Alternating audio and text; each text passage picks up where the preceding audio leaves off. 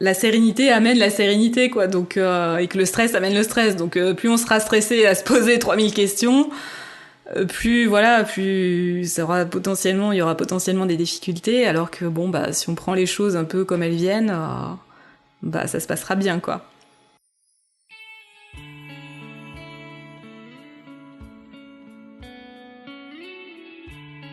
Bienvenue sur le podcast Naissance positive et éclairée.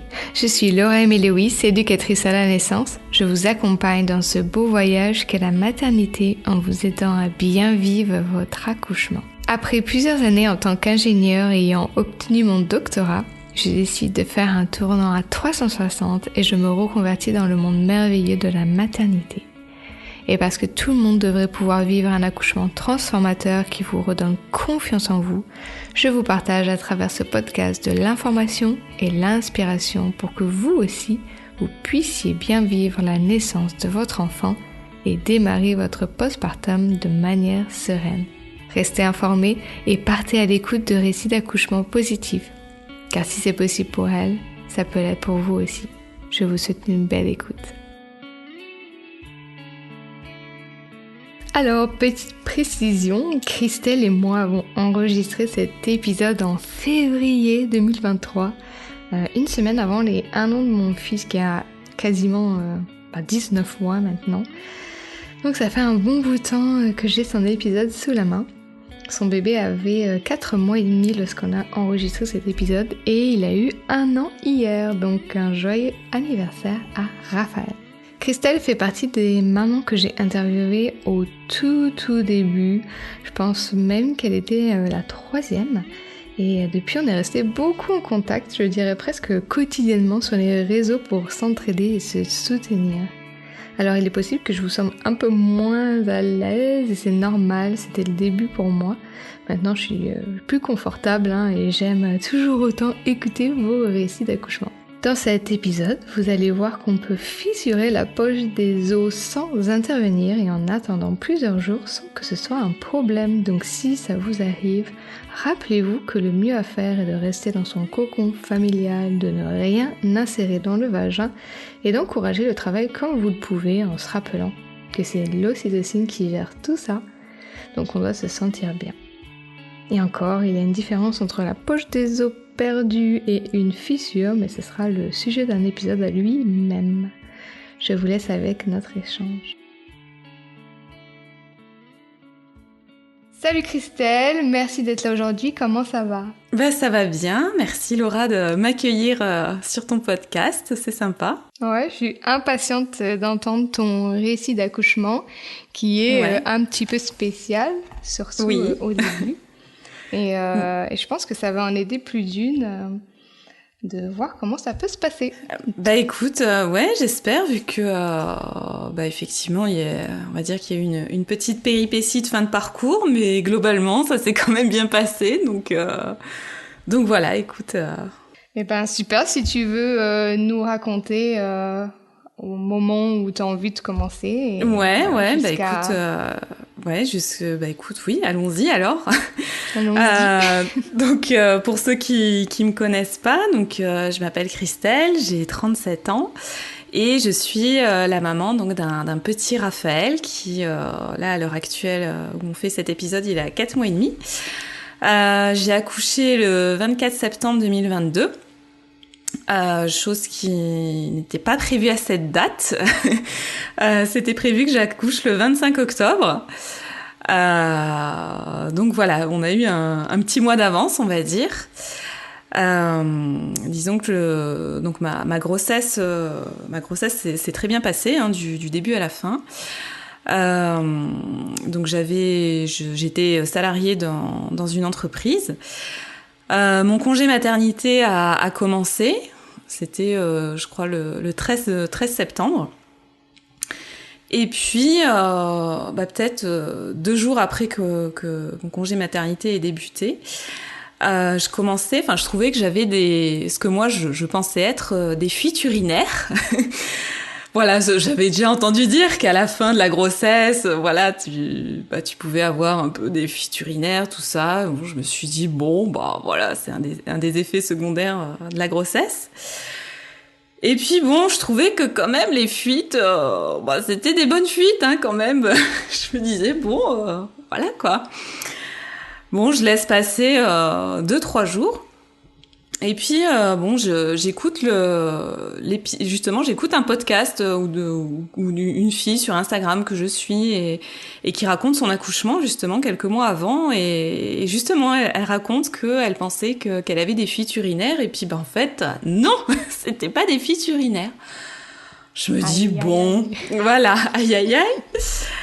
Je me dis bon, donc j'avais commencé à avoir ces espèces de fuites urinaires, c'était un mardi, je me souviens, et puis le jeudi soir, je dis à mon conjoint, il rentre le soir à la maison, et puis je lui dis, bon écoute, mange tranquille, hein, mais on va quand même aller faire un petit tour à la maternité pour être sûr que tout va bien.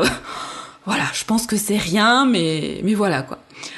Donc lui déjà, de base, hein, il est un peu stressé par nature. Il me regarde et il me dit, tu me dis ça et tu veux que je mange tranquillement, quoi. Je lui dis, écoute, de toute façon, ça fait 3 jours que j'ai potentiellement des fuites urinaires, donc on n'est plus à 1 heure près, hein. Donc mange tranquille et puis on y va après. Et puis on part, on commence à se préparer, mais alors moi j'y vais en total touriste, hein, en me disant, voilà, on y va, mais je suis sûre que c'est rien. Et qu'on est rentré 2 heures après, quoi. Ça va se finir comme ça. J'étais là en moi-même à me dire, bon, est-ce que je prends des affaires au cas où? Je dis, non, c'est bon, on va y aller comme ça. Donc c'est mon homme hein, qui me dit, on va peut-être prendre des affaires quand même, au cas où, pour le bébé et pour toi aussi, éventuellement. Je dis, bon, ouais, allez, on va prendre 2-3 trucs, bon. Et puis nous voilà partis à la maternité, tout ça. Donc c'était le soir, donc par chance il y avait pas grand monde. On arrive, tout ça. Je passe et puis la personne, je sais plus ce que c'est, peut-être une sage-femme ou bref le personnel médical quoi me reçoit, m'examine et me dit on va voir si effectivement soit c'est des fuites urinaires, soit c'est la poche des os qui s'est fissurée. Et dans ma tête, je m'étais dit, quand j'avais eu mes cours de préparation à l'accouchement, elle nous avait parlé, la sage-femme, effectivement que la poche des os pouvait se fissurer un petit peu avant et que on nous donnait des antibiotiques pour éviter tout risque d'infection.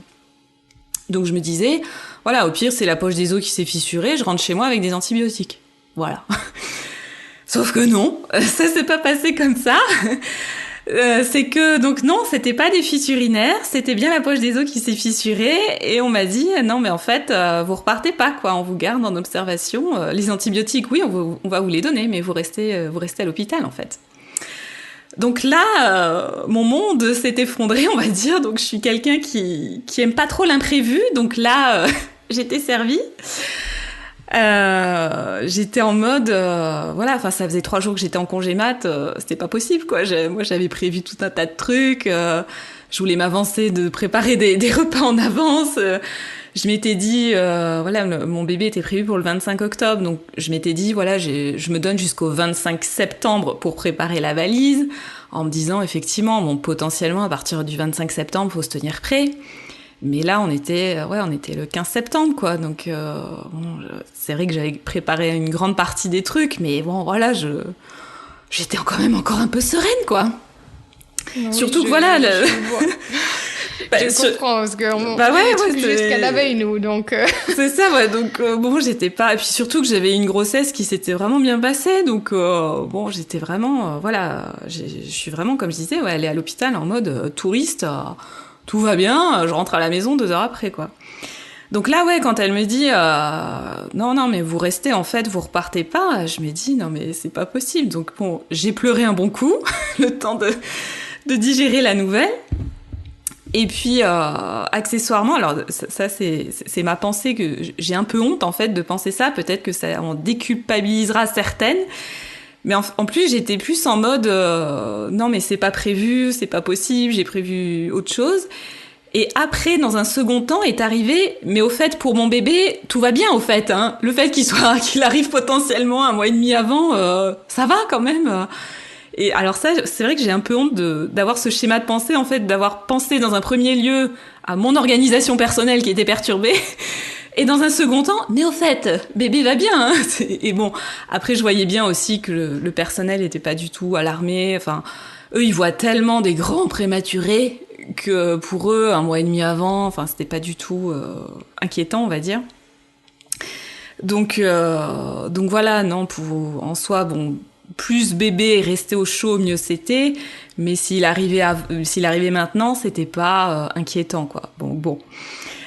Mais voilà, il m'a fallu digérer la nouvelle. Donc ça, c'était un jeudi soir. Et ce qui me chagrinait, entre guillemets, un petit peu aussi, c'est que le lendemain, le vendredi, on avait prévu un shooting de grossesse. Donc c'est aussi ça qui me chagrinait un peu, c'est que je renonçais à mon shooting de grossesse et que j'allais pas avoir des jolies photos de moi enceinte. Donc voilà, je me suis dit purée, un jour près quoi. Bon. Donc voilà, donc je suis restée en observation à l'hôpital. Alors fallait le temps déjà qu'ils fassent des examens pour savoir s'il y avait pas une infection. Donc ça déjà les résultats mettent bien 2-3 jours à arriver. Enfin, je crois que je les ai eus le lundi qui a suivi. Et en attendant, donc, on m'a mis sous antibio en perf, en fait. Donc, je devais rester en observation, au moins jusqu'à l'attente des résultats pour être sûr qu'il n'y ait pas d'infection. Donc, j'avais espoir après de rentrer chez moi quand les résultats là, allaient revenir en me disant « non, c'est bon, il n'y a pas d'infection ». Mais en fait, alors c'est quelque chose qu'effectivement j'aurais pu être surveillée chez moi, mais il fallait que quelqu'un de l'hôpital passe chez moi. Et vu que j'habite à 30-40 minutes de l'hôpital, enfin ils ont une zone bien limitée en fait où ils peuvent aller à domicile, mais là j'étais beaucoup trop loin, donc en fait non, je pouvais pas rester en observation chez moi. Je suis restée donc à l'hôpital. Donc quand ma poche des os s'est fissurée, eux ils parlent en semaine d'aménorrhée, là le truc auquel on comprend jamais rien. Enfin bon, c'est toujours un peu flou ces trucs. Donc j'étais à 35 semaines et eux leur but c'était que j'atteigne la 37e semaine d'aménorrhée, où là ils considèrent qu'il y a vraiment aucun risque d'accoucher. Et si j'atteignais cette 37e semaine mais que bébé n'arrivait toujours pas, ils me le déclenchaient parce qu'ils estimaient que il y avait plus de risques en fait que je développe une infection, alors que de le faire sortir, au final là, il était, même si on n'était pas aux 9 mois, j'étais du coup à 8 mois on va dire. Il y avait pas de risque, il était quand même assez mature pour que ça se passe bien à l'extérieur, quoi. Donc l'idée du déclenchement ne me plaisait pas du tout. Donc j'étais partagée entre l'idée du fait reste un peu au chaud quand même, mais si tu pouvais arriver tout seul, ça serait pas mal. Donc je suis restée donc une semaine en observation à l'hôpital. Ma semaine d'observation, j'étais là en fait, j'attendais sagement. J'étais dans une chambre double aussi, donc ça aussi, tous les jours, je disais, il n'y a pas une place pour une chambre simple et tout, mais évidemment, c'était saturé. Par chance, je me suis bien entendue j'ai eu l'occasion d'avoir deux voisines de chambre différentes, on va dire, et ça s'est bien passé. Donc ça, c'était un point positif aussi, parce que ça aussi, quand on est à deux, c'est pas toujours évident. Donc je me suis bien entendue avec mes voisines, et le personnel médical a vraiment été au top du top, vraiment aux petits soins, très à l'écoute. Après mes journées, une fois que les résultats de l'infection étaient revenus, de l'infection qu'il n'y avait pas, du coup j'avais pas d'infection, donc on m'a arrêté les antibiotiques. Et tous les jours, mon seul divertissement, on va dire, de la journée, c'était un monitoring que j'avais tous les matins pour voir si bébé allait bien. Donc les premiers jours, ça me saoulait un peu d'être là parce que j'attendais et puis j'avais rien à faire quoi en fait. Après j'étais bien logée, ça c'est sûr, mais voilà. Et puis il y a eu un jour quand même où le monitoring, il était un peu, il était un peu, la courbe oscillait pas mal. Et donc du coup, j'étais bien contente en fait d'être sur place de me dire que j'avais qu'à sonner en fait s'il y avait un problème. Du coup, vu que voilà, le monitoring était un peu bizarre, ils m'en ont refait un en milieu d'après-midi, puis en fin de journée. Enfin bon, voilà, prudence puissance 10. Et à partir de ce jour-là, c'était du coup en milieu de semaine, quoi. Je me suis dit, en fait, je suis pas plus mal ici parce que, voilà, j'aurais été surveillée chez moi, ça m'aurait inquiété. On aurait fait un monitoring le matin. Bon, après, j'aurais fait ma journée, mais j'aurais pas osé vivre ma journée comme j'aurais voulu. Donc, voilà. Donc, d'un côté, non, après coup, je me suis dit, c'est bien. Puis au moins, si j'accouche, là, je suis vraiment aux premières loges, quoi. Donc voilà. Et puis le vendredi, donc finalement une semaine après que je sois arrivée, l'après-midi, le vendredi après-midi, j'ai commencé à avoir des contractions. Sachant qu'ils te disent aussi que quand tu perds les os, t'as, je crois, c'est 50% de chance en fait que ton bébé arrive dans la semaine en fait. Donc, je fais partie de ces 50%, et puis que, il est arrivé, le vendredi qui a suivi. Donc j'ai commencé à avoir des contractions le vendredi après-midi. Et puis, ça s'est intensifié petit à petit, toutes les 10 minutes, je sentais que, il y avait quelque chose. Et de là, donc j'avais pas prévenu mon conjoint encore, j'avais pas envoyé de texto pour pas le stresser parce qu'il travaillait, il avait un rendez-vous important l'après-midi. Je me suis dit je vais pas l'embêter avec ça. Je savais qu'il devait venir me voir le soir en fin de journée, qu'on mange ensemble et puis voilà, il allait repartir le soir. Et puis il est arrivé le soir et puis je lui ai dit en fait tu vas pas repartir, je pense. Normalement, ça y est, ça arrive. J'étais pas préparé. Non, c'est ça. Lui, il était arrivé, il avait acheté son repas, tout ça. Il me regarde, il me dit ah bon. Je fais oui. Donc effectivement, il était pas du tout prêt. Et donc il est arrivé vers 18-19 heures et en fait, on l'attendait quoi pour qu'il me descende en salle d'accouchement.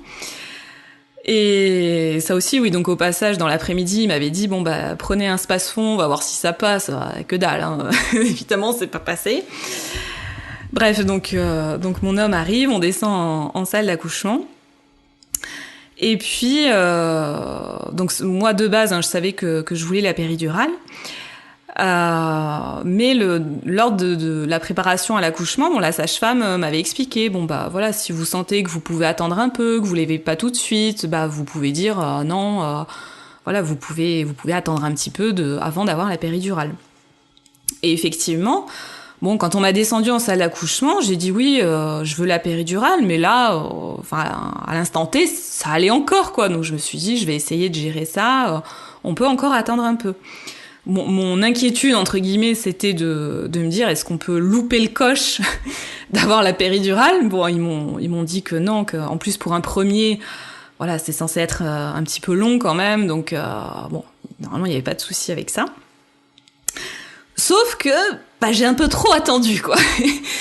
C'était un petit peu, mon erreur, si je puis dire, c'est que, les contractions se sont intensifiées.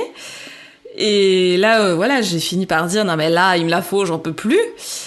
Et sauf que les contractions étaient tellement intenses que je n'arrivais pas à me mettre en position pour avoir la péridurale en fait. Donc quand on vous fait la péridurale, vous devez être assise sur le bord du lit, le dos arrondi. Mais j'avais qu'une envie, c'était de me plier en deux, d'être allongée.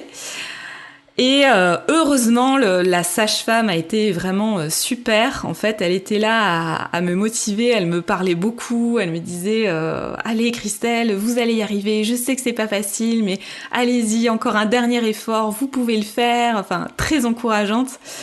Et donc, entre deux contractions, grâce à ces mots, grâce aussi à ton mental aussi qui essaye de prendre le dessus, tu te dis allez, je vais me lever dans un dernier effort. Et tu te dis, allez, tu te lèves et puis tu fais le dos arrondi, la sage-femme qui en même temps continue de me parler, de me motiver. Donc voilà, c'est vrai qu'elle a été très aidante sur ce coup-là, a essayé aussi de me parler d'autres choses, de vacances, d'essayer de te projeter ailleurs, mais c'est pas facile quand même. Non, pas de te projeter ailleurs.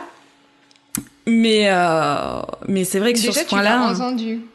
Je l'ai entendu, ouais. J'essayais justement de me concentrer sur ces paroles parce que je savais que voilà, c'était ça qui allait m'aider.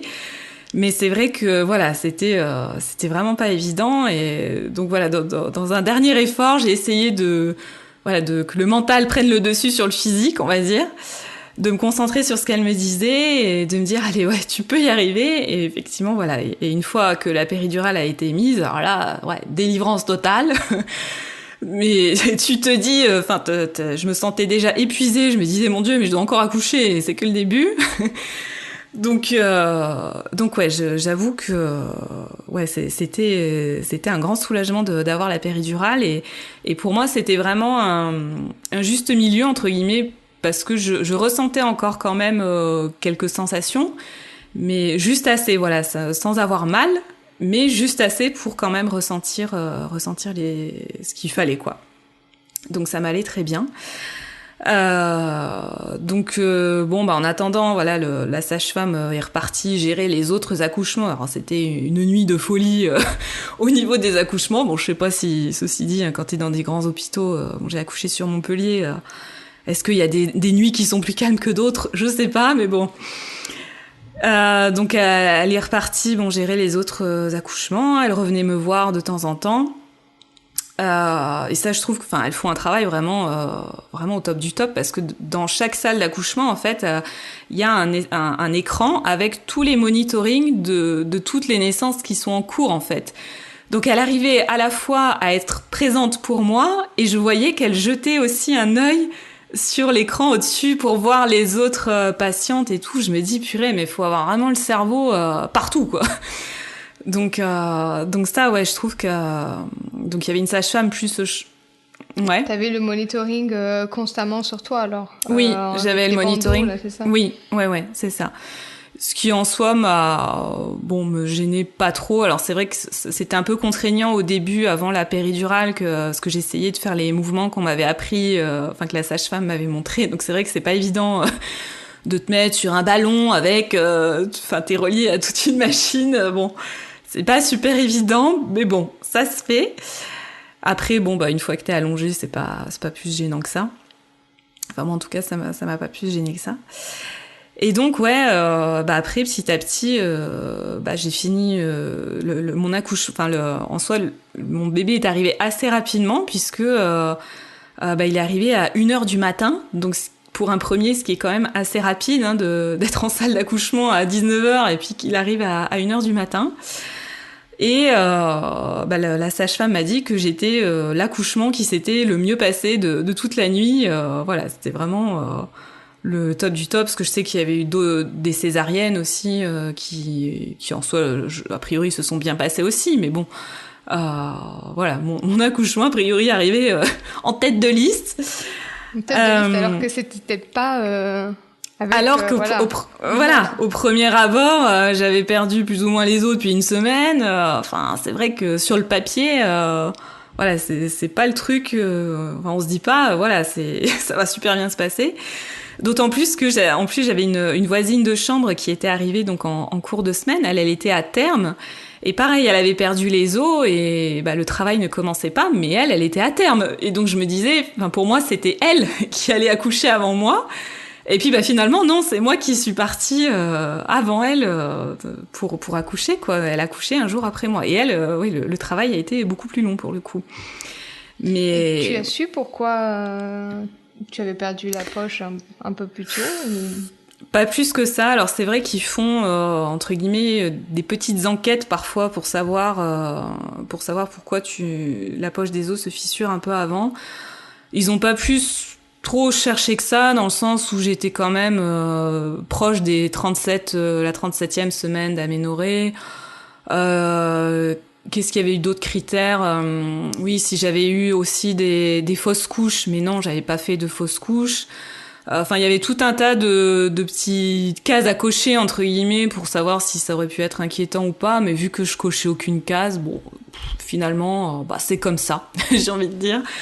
Après, c'est vrai que j'ai demandé, est-ce qu'on sait pourquoi parfois, c'était peut-être pendant mes cours de préparation à l'accouchement, est-ce qu'on sait pourquoi parfois bébé arrive avant ? bah ils savent pas vraiment en fait, c'est la nature qui veut ça et voilà, il n'y a pas vraiment de règles. Donc non, j'ai pas vraiment su pourquoi. Mais après, au-delà de ça, voilà, tout s'est super bien passé, que ce soit ma semaine donc avant d'accoucher, l'accouchement en lui-même où le personnel médical a vraiment été top. Et la semaine d'après, parce que j'y suis restée une semaine encore après, donc vu que bah déjà il avait un mois d'avance, hein, donc forcément il était un petit peu plus en observation. Et du fait aussi qu'il soit un petit peu prématuré, il a attrapé la jaunisse. Enfin ça, on peut avoir un bébé peut avoir une jaunisse sans être prématuré, mais là c'était bon d'autant plus un facteur pour l'attraper. Donc je suis restée encore une semaine entière à l'hôpital en attendant que tout ça se fasse. Et pareil, semaine au top. Donc là pour le coup, du coup, j'avais changé de service. Vu que avant d'accoucher, j'étais dans un service, ce qu'ils appellent grossesse à risque, ce qui en soi, sur le papier, ça fait un peu peur quand il y est, mais bon, moi j'avais envie de dire accouchement en attente, hein, plus le service, c'était ça pour moi. Et après, du coup, oui, j'avais changé de service. Là, j'étais vraiment dans le service des naissances quand t'as accouché, quoi. Donc, c'était pas la même équipe, mais pour autant, voilà, c'est... pour le coup, généralement, hein, c'est une équipe très féminine, hein, généralement, dans ce genre de domaine. C'est des sages-femmes, des puéricultrices, tout ça. Et toutes vraiment au top, très à l'écoute, très dispo, alors qu'elles courent partout toute la journée. Non, pour ça, on a été très bien conseillés, très bien suivis. Voilà, donc vraiment du début jusqu'à la fin, jusqu'à la sortie, on a été très bien conseillés, quoi. Donc, Et ton conjoint, il était avec toi, j'imagine, pendant tout l'accouchement Il était avec moi. Alors c'est marrant que tu me dises ça parce que hier soir on en parlait. Je lui disais ouais demain j'enregistre un épisode pour parler de mon accouchement et tout, et il me dit en rigolant ouais tu diras que j'étais là, hein. Est-ce que tu étais là? Ouais, c'est ça. Est-ce que tu... C'est ça, ouais. J'ai dit, écoute, c'est peut-être pas le truc, voilà, c'est peut-être pas le truc principal dont je vais parler, hein, mais oui, si tu veux, je dirais que t'étais là. Oui, il était présent, Alors, est-ce qu'il mérite qu'on en parle? Qu'est-ce qu'il a fait pendant... comment t'as-t-il soutenu? Oui, il mérite qu'on en parle. Il m'a beaucoup... alors déjà, c'est lui qui, mine de rien, a beaucoup géré à la maison, parce que j'avais eu le temps de finir de rien préparer, finalement, pour l'arrivée de bébé. Donc c'est lui qui a géré beaucoup de choses, de finir de préparer la valise, d'acheter, ma belle-mère et aussi nous a aidé par rapport à ça, d'acheter des vêtements de naissance, parce que pour le coup, moi je m'étais plus attardée à acheter des vêtements déjà de 1 mois, on va dire. Mais naissance petit, j'avais rien. Donc il s'est occupé de ça, il s'est occupé un petit peu de finir de préparer la chambre, le lit cododo, etc. Ensuite, il venait me voir de temps en temps le soir pendant ma semaine où j'étais en attente, on va dire. Et après le jour J, même dans la salle d'accouchement, effectivement, il m'aidait à un petit peu. Il y a des postures pour t'aider pour les contractions où le papa peut participer, donc il m'aidait aussi à sa manière. Et puis même pendant les contractions aussi, que j'attendais cette péridurale que j'en pouvais plus, le pauvre après coup il m'a dit je me sentais un peu impuissant, quoi, parce que je te voyais, t'avais mal, mais il pouvait pas faire grand chose, mais rien que le fait qu'il soit présent, en fait, déjà ça, je trouve que ça soutient déjà beaucoup. Et puis après, pendant que je poussais, en fait, de lui, enfin le papa peut aider, en fait, en tenant la tête, en tenant ma tête, en fait, et en m'aidant à pousser, entre guillemets, quoi, mais en me soutenant, on va dire. Et voilà, je pense que c'est une manière, nous, en tant que femmes, on se sent soutenue par son conjoint, et puis lui, c'est une manière aussi de participer. Il était là à me dire allez, vas-y, tu vas y arriver, tout ça. Donc voilà, parce que c'est vrai que c'est pas évident aussi, hein, pour les papas de prendre leur place et de participer au truc. Ils sont là un peu spectateurs, donc c'est bien aussi d'essayer de les rendre un petit peu acteurs de quelque façon que ce soit. Donc oui, il a été très très aidant. Et puis après, quand notre bébé est arrivé, lui, il se faisait une joie déjà de le prendre en pot à pot. Enfin, ça, c'était son truc, même avant qu'il naisse. C'était, ah non, moi, je veux faire du pot à pot parce qu'il avait peur du fait qu'évidemment, on dit souvent que le bébé, le premier lien, c'est le lien maternel. Mais il avait peur de pas pouvoir créer, de pas arriver à créer ce lien. Donc lui, il voulait absolument le prendre en pot à pot dès sa naissance pour pouvoir créer ce lien, du coup, avec lui. Donc, non, pour ça, au top du top. Et puis, on était aussi dans une chambre seule. Ça aussi, on a eu de la chance où il pouvait rester dormir aussi la nuit. Donc, ça aussi, c'est vrai que c'est très confort quand le papa peut rester. Parce que quand on est dans une chambre double, c'est pas la même. Hein. Les papas peuvent pas rester en chambre double. Ouais, donc... Et ça, ouais, pour gérer les nuits, enfin, surtout quand c'est ton premier... c'est vraiment bien d'être deux. Parce que c'est vrai que surtout au début, les bébés ils vivent plus la nuit en fait que le jour, quoi. Donc ouais, non, c'était franchement, ouais, heureusement qu'il était là et que l'équipe médicale, de manière générale, était là pour répondre à nos questions, nos attentes, nos doutes aussi. Après, quand t'as un bébé, dès qu'il fait un peu de travers, tu te dis qu'est-ce qui se passe? Mais donc ouais, non, franchement, donc c'est pour ça que oui, c'est une petite péripétie de fin de parcours et j'ai envie de dire, je pense que chaque femme durant sa grossesse a une anecdote à raconter. Et chaque femme a un parcours différent. Enfin, je pense qu'on a autant de femmes que de grossesses et d'accouchements différents. Et je pense qu'on peut raconter notre parcours, mais ouais, on peut se dire, ouais, mais moi j'aurais mon parcours. Et je me disais pendant ma grossesse, tiens, quelle sera mon anecdote en fait? Parce que j'entendais. C'est marrant que tu me dis ça. J'essaie de me dire, c'est quoi mon anecdote à moi? Après, toi, c'est vrai. Toi, t'as eu un accouchement. Moi, j'ai envie de dire, à mes yeux, toi, t'as eu un accouchement en Angleterre, donc c'est déjà différent à nos yeux de Français de la manière dont ça se passe. Et puis le fait, toi, ton anecdote, je dirais, c'est peut-être que tu voulais accoucher à la maison et que finalement, ça s'est pas forcément passé comme tu voulais. T'as accouché finalement à l'hôpital. Donc ouais, ça peut être ça aussi, ouais, ton anecdote. Ouais. De Après, grossesse. Je me dis, nous, il est arrivé une semaine avant, donc c'est pas énorme. Oui. Et mais je me souviens que, tu sais, c'est un peu cette période où tu réaménages toute ta maison. Tu sais, ils appellent ça la période de cocooning. Là, tu sais, ton bébé arrive. On avait fait des courses pour faire, justement, comme toi, tu vois, des plats à mettre au congélateur. Au congèle, exactement. Et j'avais tout sorti, un KGB pour refaire, tu vois, un peu du désencombrement, etc. Et il y avait tout qui était partout. Il y avait Tyler dans la cuisine qui faisait des trucs et moi j'étais là et j'étais en train d'écrire mon projet de naissance parce que je me suis dit je pense que là faudrait que je l'écrive. Et le lendemain mon bébé est voilà. Il a senti que t'étais prête. C'est bon, sûrement. Prêt. Ouais, c'est ça, ouais. Donc ouais.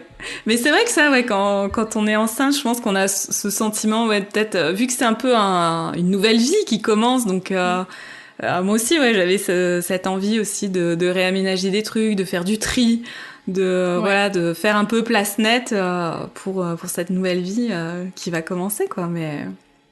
Mais c'est vrai que ouais, c'est voilà, je pense que ouais, chaque femme a son anecdote, mais d'autant plus que moi, alors vu que c'est mon premier un peu sur le tard entre guillemets, vu que je l'ai eu à 37 ans, j'ai eu le temps de voir toutes mes copines, toutes mes collègues de travail avoir un bébé et entendre toutes les histoires d'accouchement possibles. Et effectivement, chaque cas était différent et en fait tu te dis en fait je le prenais un peu à la cool. Ouais, je me posais pas trop de questions en fait je m'inquiétais pas trop, je me disais je me disais ça en fait, j'avais tellement entendu d'histoires que je me disais arrivera ce qui arrivera, ça se passera comme ça se passera. Et puis voilà, donc c'est vrai que j'étais pas spécialement stressée à l'idée d'accoucher parce que et puis en plus j'avais eu tous les témoignages que j'ai entendus, ça se passait bien. Même si après, effectivement, parfois ça se terminait en césarienne ou parfois, où ça arrive, le bébé arrivait un peu avant, mais en soi ça se finissait bien. Donc ouais, c'est vrai que j'étais assez sereine par rapport à ça et je me disais on va voir comment ça se passe et quelle sera l'anecdote. Bon voilà, ça a été ça et c'était celle-là et puis pareil, ça s'est bien terminé donc comme quoi voilà, ça peut bien se passer même avec une poche des os qui se fissure, une semaine à l'hôpital, ça peut bien se passer. Et oui, parce que des fois on se dit tu vois, quand on y va trop tôt ou ça peut être mauvais signe. Ouais. Et au final, pas du tout. Donc c'est bien. Pas du tout, non. C'est ça. Il y a une fille qui, là, je sais pas si elle a accouché, mais qui a perdu sa poche des os assez tôt, comme toi. Ouais. Et en fait, elle était à l'hôpital et puis elle disait comment ça se passe. Et personne n'a pu lui répondre parce qu'elle n'était pas dans la situation. Donc ça tombe bien que... Je sais pas si... je vais lui envoyer le MP3. D'autant plus que là, c'est tôt sans être tôt, quoi. Parce qu'effectivement, parfois, je crois qu'il y en a, la poche des os se fissure, mais parfois, peut-être, je sais pas, à 4-5 mois, et là, t'es alité et tu peux plus bouger. Ouais, c'est vraiment, tu fais rien. Là, moi, je pouvais marcher. Enfin, je veux dire, l'après-midi, j'allais me balader dans le jardin, entre guillemets, de l'hôpital. C'était ma sortie, quoi. Mais c'est vrai que, voilà, c'était pas gênant, quoi, de perdre, que la poche des os se fissure à ce stade-là, quoi. D'ailleurs, pendant ta semaine, au niveau monitoring, est-ce qu'il faisait des touchés vaginaux aussi? Parce que je sais que ça peut faire en sorte que tu aies peut-être plus de risques d'infection. Donc, est-ce qu'ils ont réduit Pas du tout, non. Franchement, j'ai eu aucun toucher vaginal. J'ai eu que des monitorings. Aucun toucher vaginal, si ce n'est, quand j'ai commencé à avoir les contractions, où là, on dit, est-ce que, vous voulez qu'on regarde, là, a priori, le travail commence, est-ce qu'on regarde? J'ai dit, oui, allez-y. Mais sinon, à part là, non, j'ai rien eu du tout.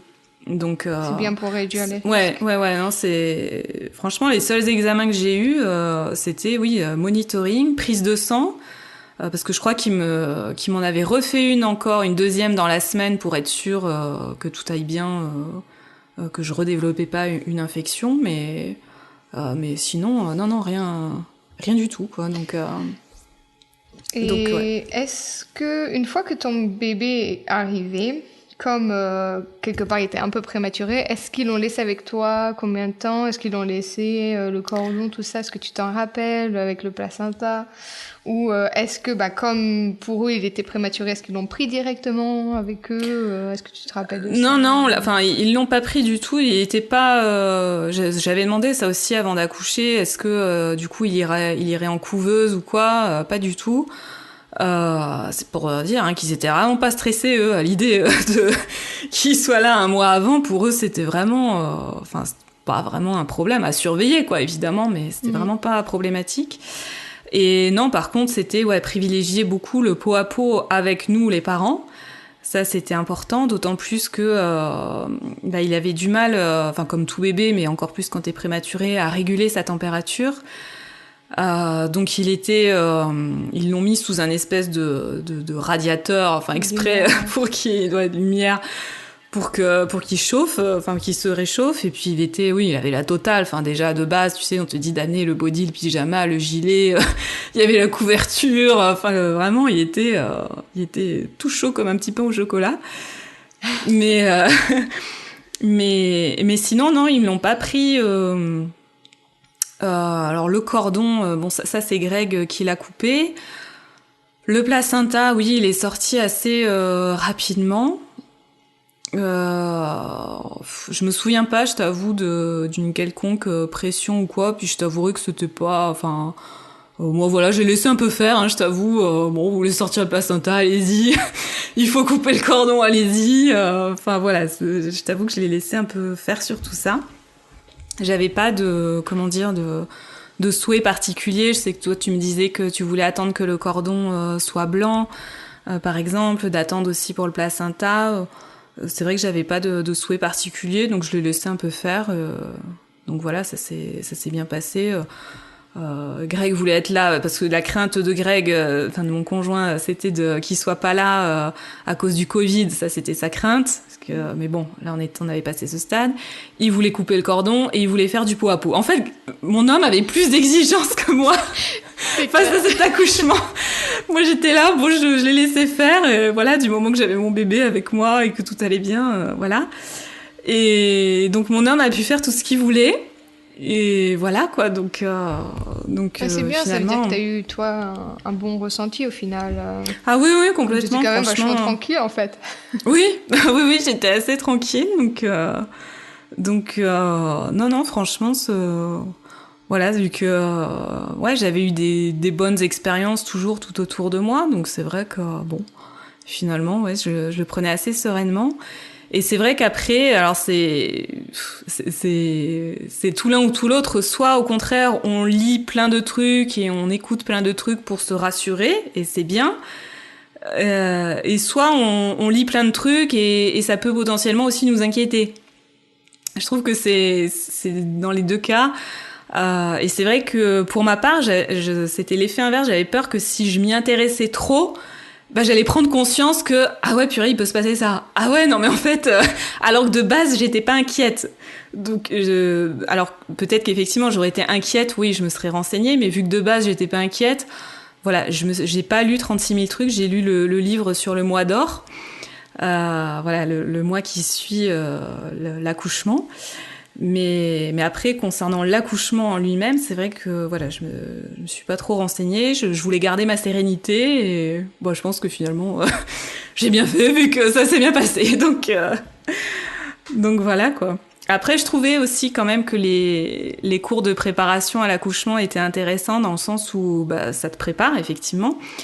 Et c'était intéressant de savoir, elle te prépare effectivement si toutefois ça devait, enfin il y avait des complications entre guillemets, donc elle t'explique comment se passe une césarienne, elle t'explique éventuellement les instruments qui peuvent être utilisés avec les forceps et tout ça. Et ça, par contre, ça m'avait rassurée de savoir comment ça se passait, de voir les instruments, parce qu'effectivement, quand tu vois, c'est quand même des trucs assez un peu balèzes, hein, quand même. Donc, le jour, je pense que quand t'es en train d'accoucher, si tu vois la sage-femme arriver avec ses instruments, tu te dis, mon Dieu, qu'est-ce qu'on va me faire ? Qu'est-ce qu'elle va faire ? Ah ouais. Donc ça, je trouvais ça utile effectivement, des cours de préparation, je trouvais quand même ça très utile de savoir un petit peu, avant, pendant, après, ce qui va se passer. Et ça aussi, j'ai presque failli ne pas avoir tous les cours parce que vu que c'est arrivé un mois avant. Mais ma sage-femme a été top et on a fait les cours en visio. J'avais mon ordinateur à l'hôpital et on avait fait les cours en visio. Comme ça, j'avais pu suivre toutes les leçons, on va dire.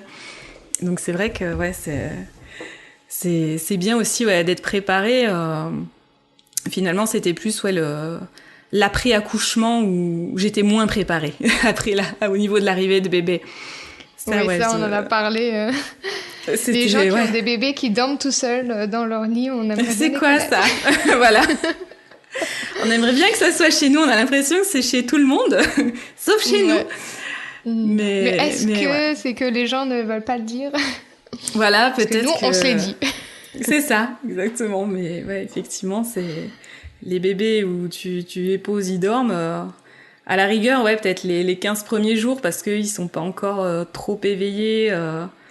Et peut-être. Voilà, ils sont petits. Enfin, en tout cas, moi, vu qu'il avait un mois d'avance, c'est vrai qu'il était pas, il était pas hyper éveillé. Parfois, j'envoyais des photos à ma mère. Elle me dit, mais il dort tout le temps. Je fais, oui. Oui, il vient de naître. Non, c'est sûr, il est pas souvent éveillé. Mais après, voilà, ça s'éveille davantage, ça prend conscience de l'environnement, et là, c'est pas la même. C'est fini. Là, c'est fini, maman et papa pour moi. C'est ça, c'est ça. Mais bon, donc voilà. Si tu rencontres une femme qui est dans ton cas comme ça, qui est à l'hôpital, sa poche des os s'est perforée un peu en avance, qu'est-ce que tu lui dirais ? Je dirais que de toute façon, elle sera bien entourée par le personnel médical. Après, effectivement, tout dépend où est-ce qu'on tombe, mais globalement, je trouve que, tout le personnel que j'ai pu voir, même à l'extérieur de l'hôpital, les différents, parce que j'avais une sage-femme pour la préparation à l'accouchement, une sage-femme qui me faisait les échos. Pour moi, tout le personnel médical a été au top du top. Donc, je dirais que, voilà, normalement, elle sera bien entourée.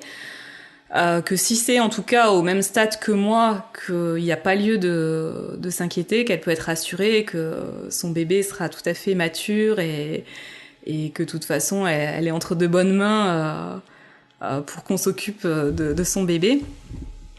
Et que voilà, laisser faire un petit peu la nature. Et puis que j'ai envie de dire que la sérénité amène la sérénité, quoi. Donc et que le stress amène le stress. Donc plus on sera stressé à se poser 3000 questions, plus il y aura potentiellement des difficultés. Alors que si on prend les choses un peu comme elles viennent, ça se passera bien, quoi. Comment on reste tranquille quand on attend comme ça? Donc toi, t'as attendu une semaine, même si c'est pas si long au final, c'est quand même long.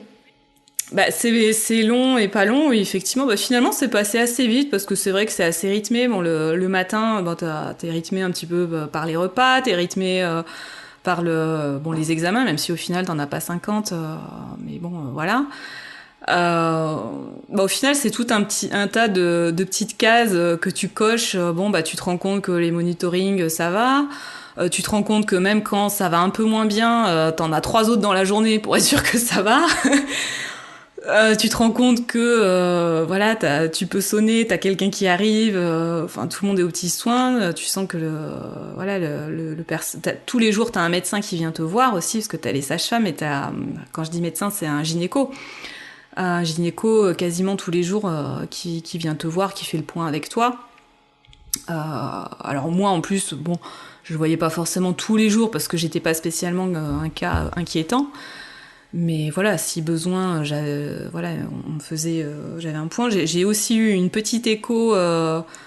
J'ai oublié ça. J'ai eu aussi une petite écho quand même durant la semaine pour voir si tout allait bien, s'il y avait toujours assez de, comment on appelle ça, de liquide amniotique et voilà pour vérifier que tout aille bien. Donc t'as quand même durant la semaine une surveillance plus quoi. Hein, donc t'as pas le temps de t'embêter alors. Non c'est donc j'ai envie de dire comme je t'ai dit sur le coup ça m'embêtait de pas être chez moi parce que finalement c'est juste que c'est vrai que j'avais un peu un flux constant comme des fuites urinaires quoi, un flux constant qui coulait. Mais à part ça j'allais très bien.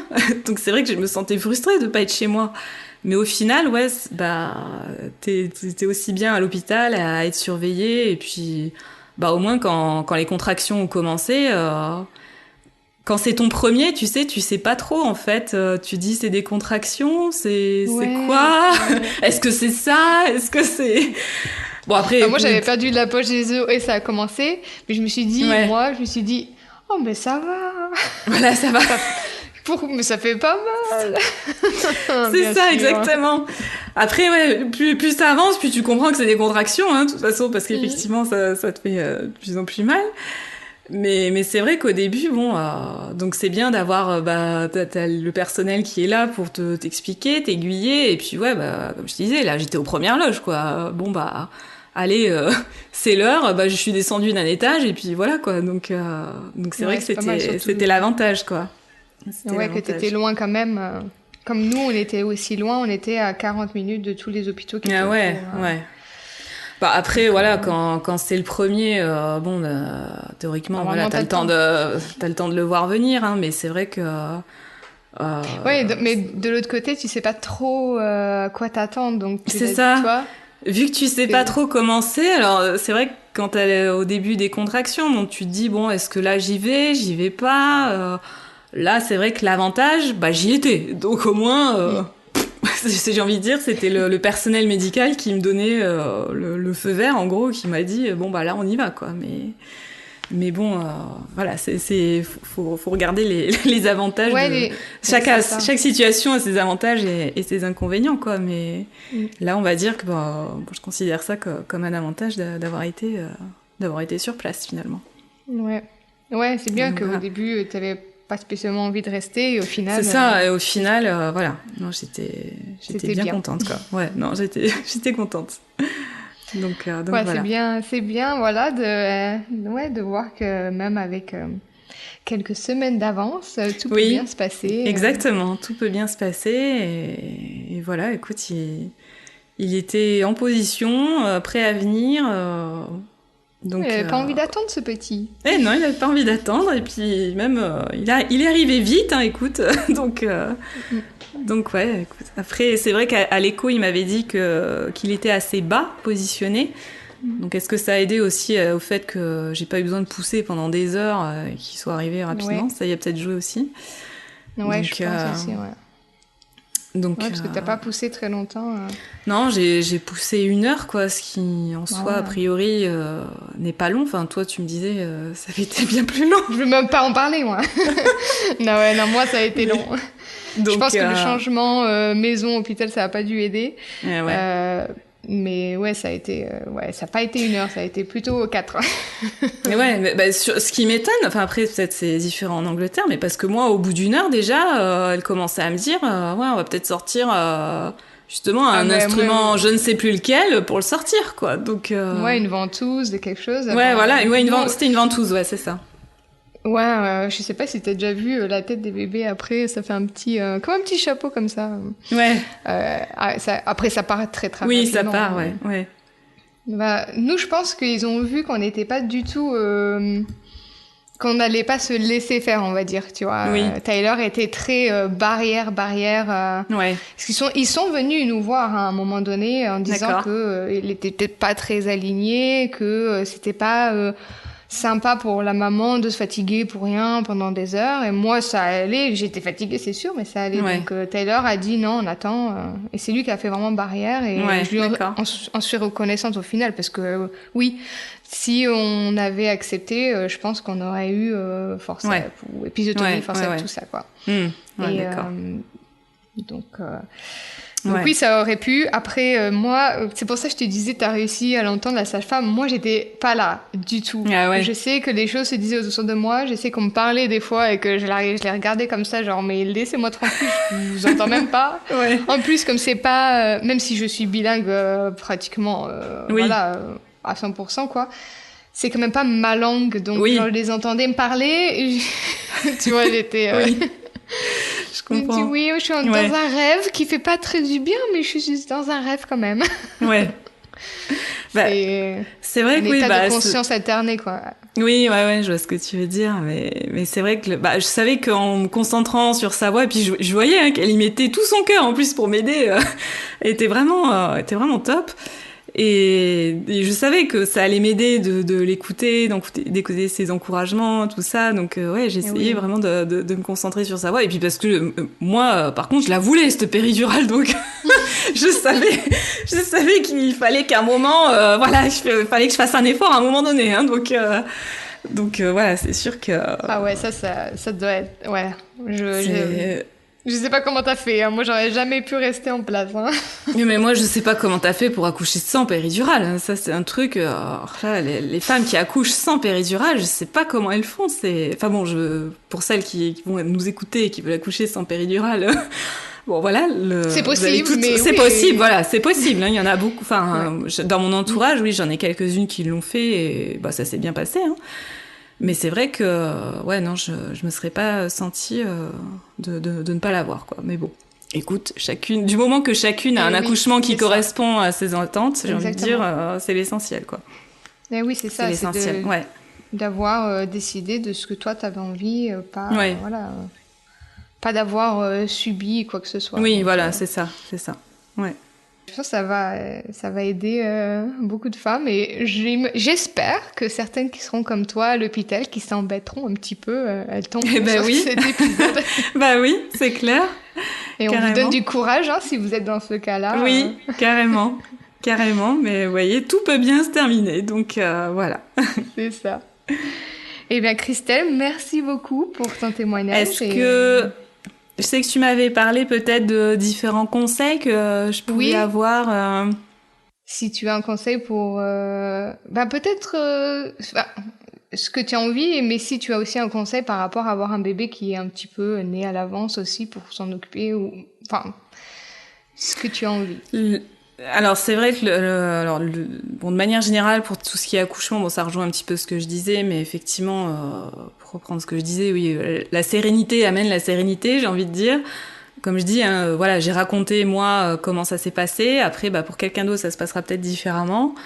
Donc, vous aurez votre propre histoire, votre propre accouchement, mais comme tu dis, comme je t'ai déjà vu ou entendu le dire, où tu parlais d'une autre maman là que t'as interrogée, c'est pas parce qu'on dit accouchement que c'est forcément négatif, quoi. Quand tu parlais de cette maman qui avait eu 3 enfants et que les 3 accouchements avaient été idylliques et que on lui disait mais c'est pas possible, t'as accouché, quoi, c'est pas possible. Si, ça peut bien se passer. Donc ouais, j'ai envie de dire d'essayer d'être sereine et que justement, grâce à ton podcast, à force de toutes ces preuves de témoignages qu'un accouchement peut bien se passer, ça t'amène la preuve à ton cerveau que oui, ça peut bien se passer. Exactement. Quoi. Après, concernant un bébé prématuré, effectivement, je pense que ce qui est à privilégier, c'est le pot à pot. Ça c'est clair. Bon, à l'hôpital, de toute façon, ils te le disent. Que ça... Puis même, je crois même pour un bébé qui est à terme, je pense que c'est aussi ce qui est conseillé. Oui. Bon, et là, oui, effectivement, un mois avant, c'est voilà, encore plus renforcé. Voilà, j'ai envie de dire, oui, c'est un petit peu peut-être le seul conseil pour un petit bébé prématuré. Et après, ça serait plus des conseils pour après la naissance, je dirais. Donc chose que je n'ai pas pu faire, que je voulais préparer mes repas en avance. Oui. Ça, effectivement. Faites-le. Ça aide. Voilà, faites-le si vous pouvez, faites-le parce que ça aide grandement. Le deuxième conseil que je donnerais, c'est si vous avez de la famille à côté ou des amis, acceptez de l'aide. Ça, je crois que c'est vraiment quelque chose que je conseille. Du coup, alors vu que j'ai pas trop eu le temps de préparer mes repas en avance, moi on a la chance d'avoir nos familles respectives avec mon homme qui habite à côté de chez nous. Donc c'est vrai que pour l'aide, ça a été entre guillemets un peu facile. Mais du coup, mes parents, je leur avais demandé, peut-être pendant 1 ou 2 semaines, ils m'ont préparé des repas au moins pour le midi, pour qu'on ait des trucs à manger.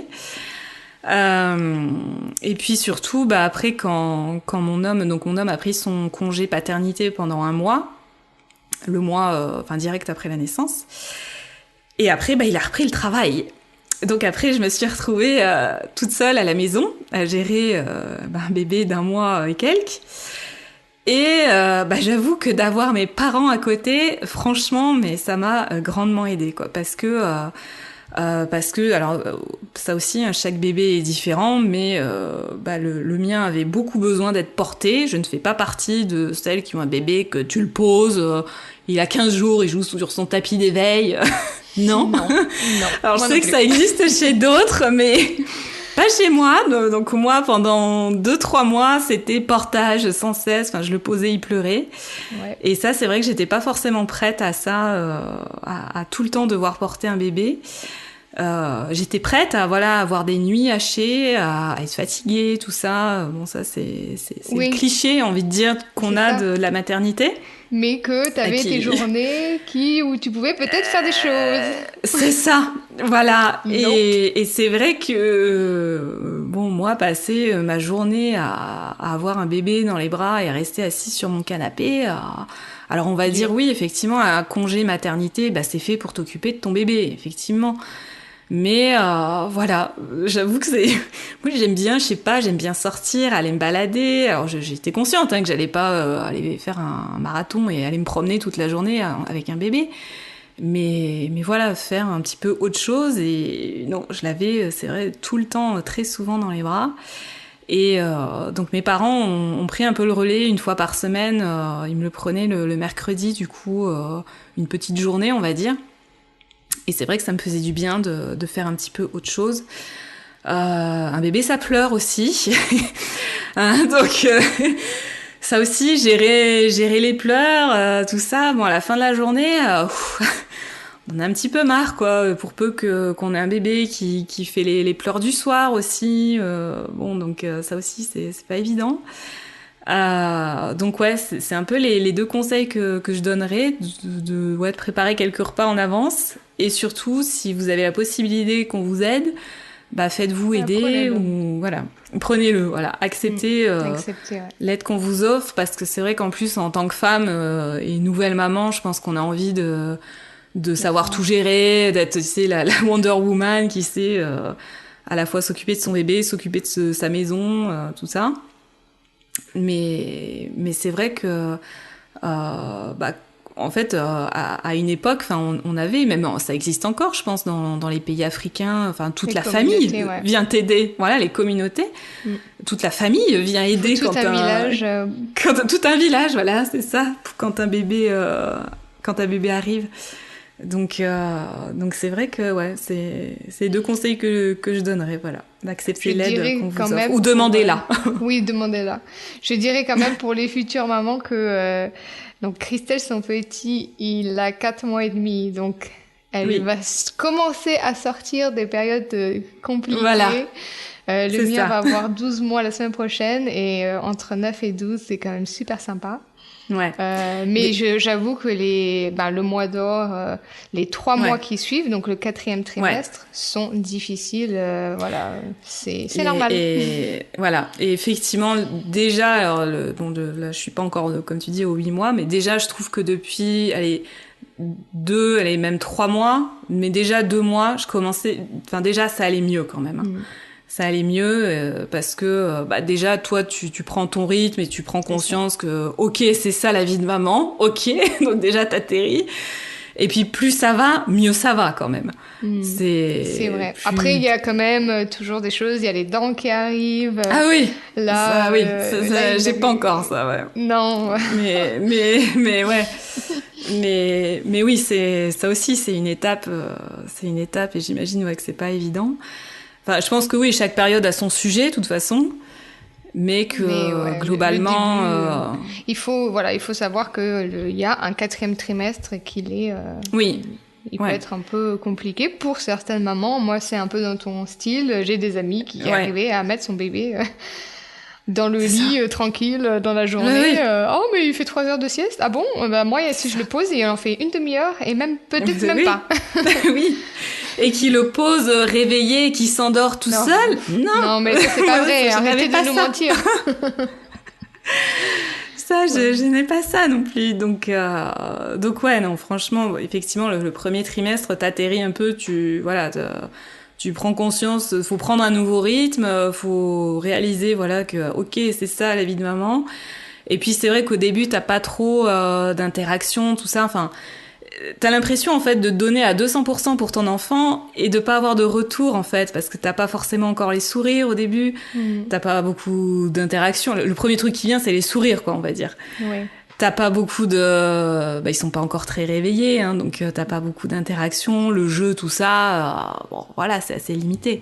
C'est ça. Donc c'est vrai que t'as l'impression de donner... t'as l'impression de donner à 200% et d'avoir que des pleurs en échange, mais petit à petit, ça s'arrange. Oui, ça s'arrange, parce que petit à petit, t'as les sourires qui quand même arrivent assez rapidement. Et puis après, ils sont de plus en plus éveillés, tu peux de plus en plus interagir avec eux. Et ouais, franchement, déjà, dès 2-3 mois, ça va déjà mieux quand même. Et ouais, il faut se dire quand même qu'ils arrivent ici, ils étaient super bien dans un oui, c'est clair, qui dans le ne ventre, changeait pas. C'est vrai, ouais. Qui faisait chaud, et là, tout d'un coup, faut manger, ça passe, ça ressort, tout ça, c'est difficile, quoi. La lumière, les bruits. Oui. Donc, le temps qu'ils s'adaptent. Et puis, oui, quand toi, tu leur as donné tout cet amour, et que là, notre petit qui vient et qui s'attrape et puis qui nous fait des bisous comme ça, là, quand on lui dit, il give a kiss, et il vient maintenant, il a compris, et puis, c'est trop mignon. Ouais. Donc ça arrivera en son temps. Oui, ça, mais déjà, comme je dis, plus ça va, mieux ça va, donc ouais, je me doute que ça va être de plus en plus sympa, Donc ouais. Ouais. Voilà. Eh ben super, merci beaucoup pour tes conseils et pour ton Avec récit. plaisir, écoute, c'était sympa. Merci de m'avoir accueillie. Et puis ouais, au plaisir d'entendre d'autres témoignages positifs du coup. Hein. Ouais. C'est sympa. Eh ben merci beaucoup. Merci beaucoup. Allez, à bientôt. À bientôt. Bye. Ciao. Merci beaucoup Christelle pour ton témoignage authentique que j'aime beaucoup car il sort un peu de la normalité. Il est super rare de voir des mamans qui n'ont pas été déclenchées avec la poche des os fissurés, donc j'espère qu'elle donnera la force aux femmes de s'écouter et de garder leur projet au plus proche. Je tenais aussi à faire un commentaire par rapport aux antibiotiques que Christelle a reçus. Les études sont formelles, on ne devrait pas ingérer des antibiotiques en prévention, mais seulement s'il y a des signes d'infection. Donc pour Christelle, il aurait été préférable qu'il lui propose de faire rapidement les tests et de lui donner ou non les antibiotiques si nécessaire, plutôt que de lui en donner et de les arrêter ensuite car il n'y avait pas d'infection. Il est important de prendre des décisions éclairées, donc si certaines choses ne vous conviennent pas, n'oubliez pas que vous pouvez poser des questions et vous pouvez refuser des soins. Je vous donne rendez-vous mercredi pour un nouvel épisode solo. Belle journée!